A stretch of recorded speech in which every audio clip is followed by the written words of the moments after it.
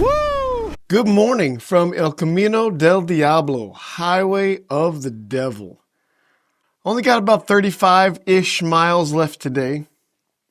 But before we leave here, we'll check out the Tinajas Altas. And on the way to the end, to Yuma, is Fortuna Mine. Don't look at me like that.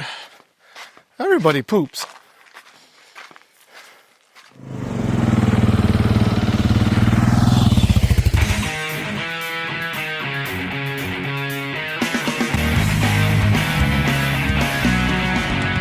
Alright, our first destination. Well, it's not going to be that way.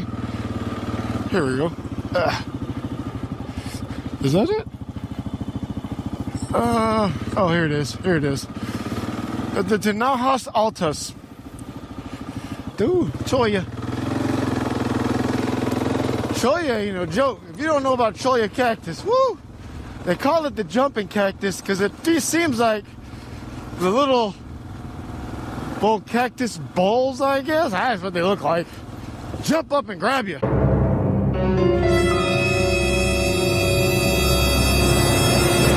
I mean, I don't think they actually jump, but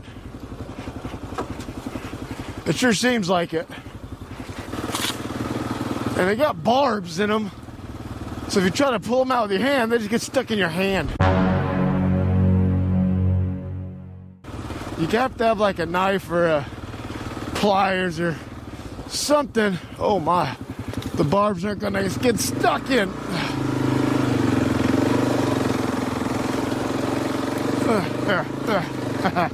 Woohoo! So the Tinajas, the tanks, are right up in there, and actually, had I gone a different way, which I think I'm going to attempt to do now, apparently I can get much closer. Yeah, I can't go that way. We can walk that way. So let's go check that out. Whoa. Definitely took the hard line.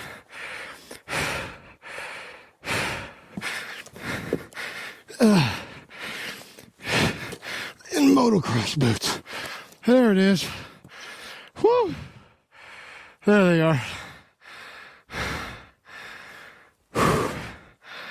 Kind of gross looking. That's one of the tanks. And you can follow how the water runs. You can see clearly water runs down this. Holy cow, I'm out of shape. I imagine there's a tank right there. Definitely some up farther. So if this one's empty, and it's pretty gross looking though. I guess you need water, but then you gotta start climbing and hoping for the best, I guess.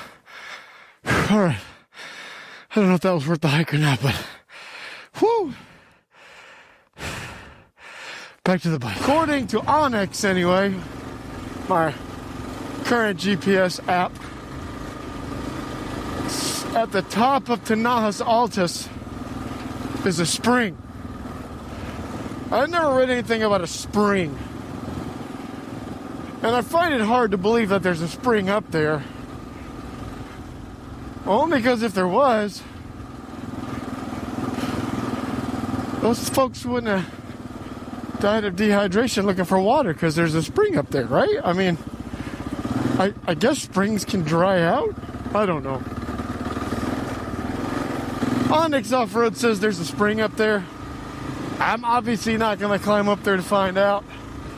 Quite frankly, I have my doubts. If you have been up Tinajas Altas to check out all the little pools and you did in fact find a spring, let me know. Let me know in the comments.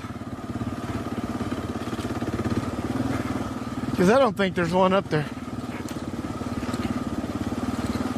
So, if I haven't said it before this trip, and I'm fairly certain I have, I'm going to say it now and again. I have had enough sand. Oh my gosh, man.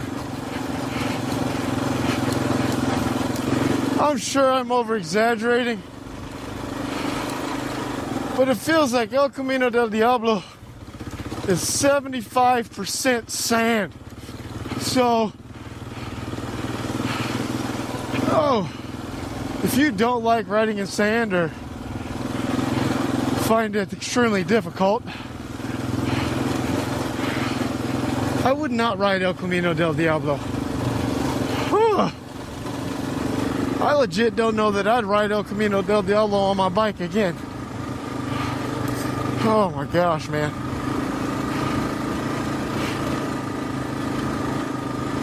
I got to thinking about the story of Job.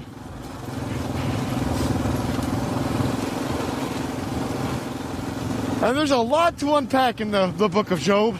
And I'm not tackling a study on the book of Job right now. There's just one thing I want to touch at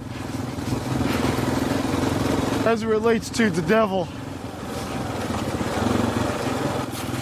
We always think about the devil as being in hell, manipulating folks from there, but when God asked where he had come from, he came from the earth, roaming the earth, back and forth.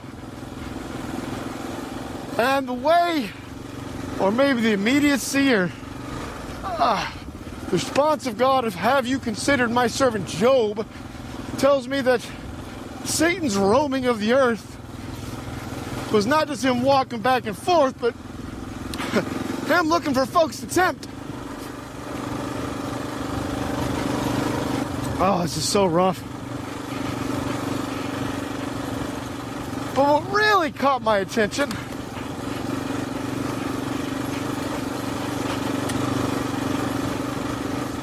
good grief,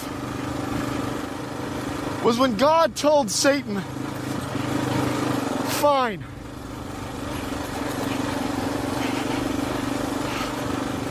everything in Job's possession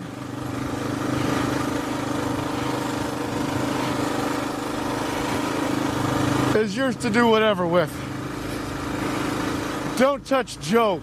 Now, if you keep reading Job, you'll find out later that eventually God allows the devil to inflict harm on Job himself. But notice the words I used there. God allows the devil. And the devil has no authority that God doesn't grant him. The Bible tells us, resist the devil and he must flee. Not he might flee. Resist the devil and he must flee.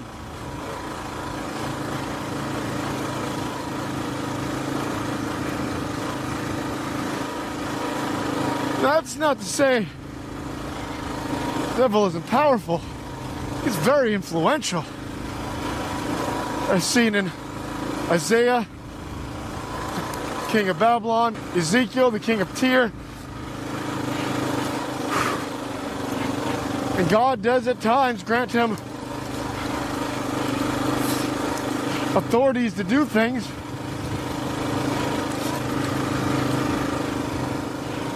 In order, ultimately, that he would accomplish the will of God. But the devil could do nothing to Job that God did not allow. And I guess there's peace to be taken in that. That if the devil is on you, it's only because God has allowed him to. And if God has allowed the devil to tempt you, to harm you, whatever it is, there's a purpose involved. The devil is not this red guy with horns and hooves and a pitchfork hanging out in hell.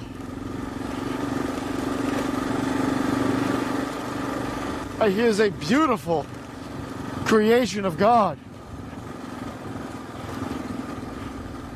A commander of armies at one point.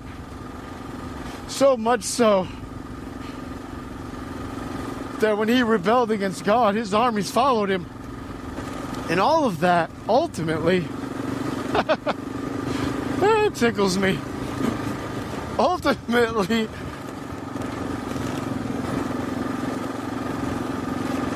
to allow us free will. Because let's face it, without temptation, there is no free will. Without the option not to choose God, you don't really choose God. You don't have any other choice. It's the only thing there. God's plan from the start of, from before creation, was that man as his creation would come to know him by choice, not by force, not by no other option. Come to understand that God's love for us is so great. He created the morning star, Lucifer, Satan, devil, Beelzebub, the dragon. Am I going the right way? Yeah. The serpent, whatever name you want to call him, knowing he would rebel in order to introduce temptation, in order to introduce choice. So that when we choose God, it's not because we have no other option. When we choose God through Jesus Christ, it's because we recognize how much He loved us, so much so that He didn't force us to love Him back. Because is that really love? I dare say it's not.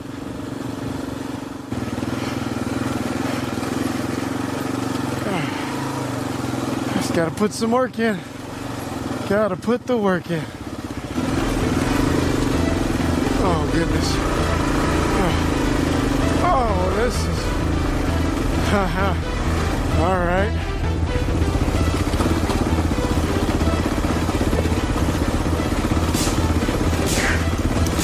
Oh. Oh. Woo. That was a little rough. I think I prefer this to sand right now, though.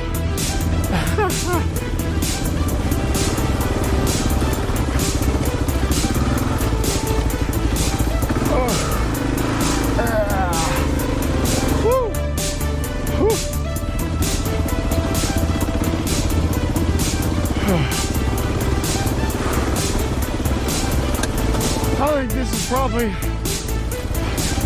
the most fun I've had so far.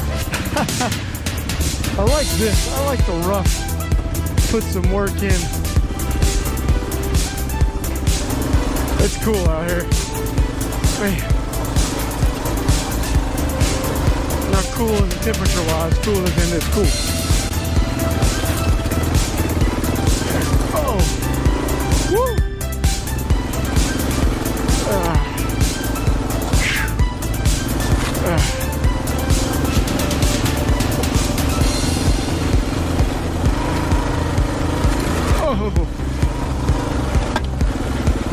Woo! Bro, that's a lot of work.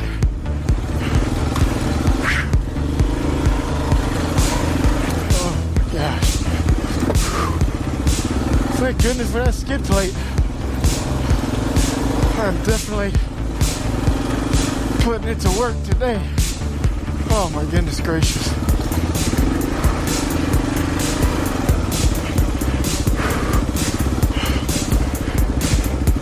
Oh my.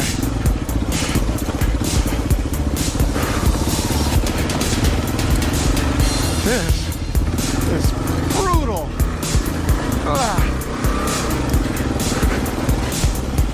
That's a shaft up there.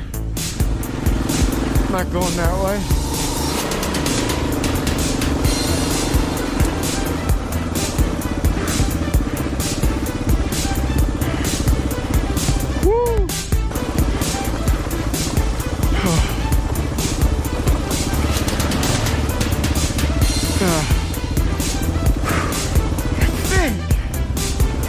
I can jump up the back side of this somewhere, I think.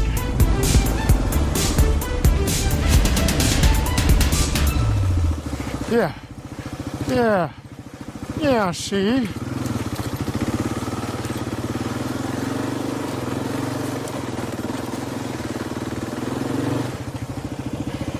Yeah, see?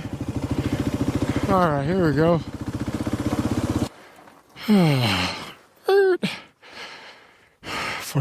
La Fortuna Mine. Oh. Oh yeah, that's a good story. And everything I'm fixing to tell you, you can learn off of these little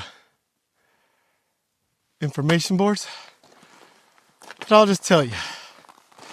La Fortuna Mine was one of Arizona's most valuable mines. And here's the thing about a mine shaft. And it was discovered by accident by 3 men in 1894. Now these 3 men were allegedly out looking for lost or stolen cattle, and it got dark, and they made camp here somewhere in this area, somewhere in the La Fortuna Mine area. And they pulled some stones together, made fire to cook coffee and whatnot. And in the morning, when it was light out,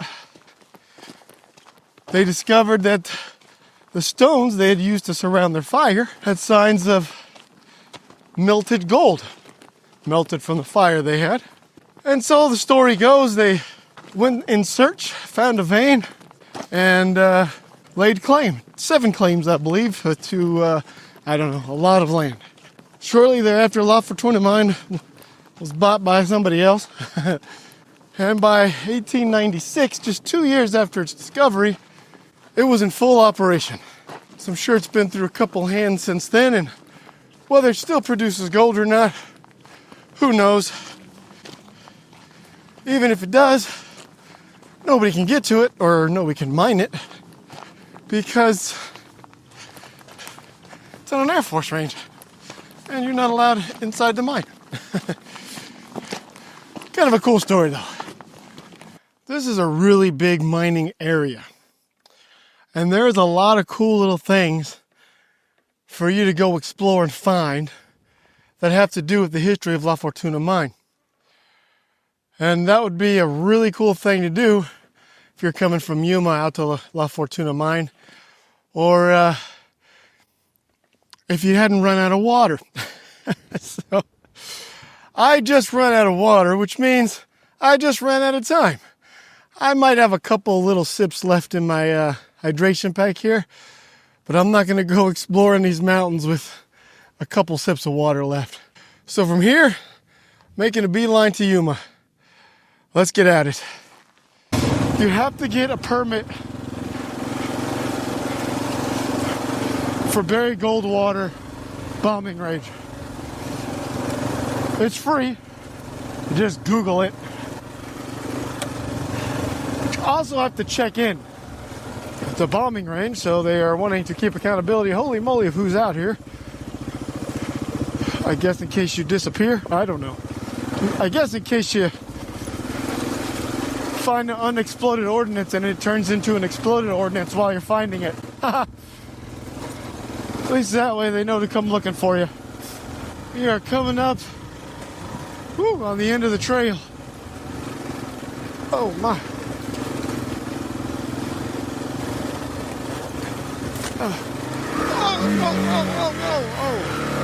Woo! That was a good save. Heck, just a day ago, I'd have put that down. Always getting better, always improving. Oh, there it is. The end of the trail. Woo! Yay! Oh. Woo! So ends my Solo trip in El Camino Del Diablo. 125 miles by map, 137 by bike. One of them's bound to be right. As always, thanks for joining me for this adventure. May God bless you. And who knows, if the good Lord's willing, might just see you out on the trail.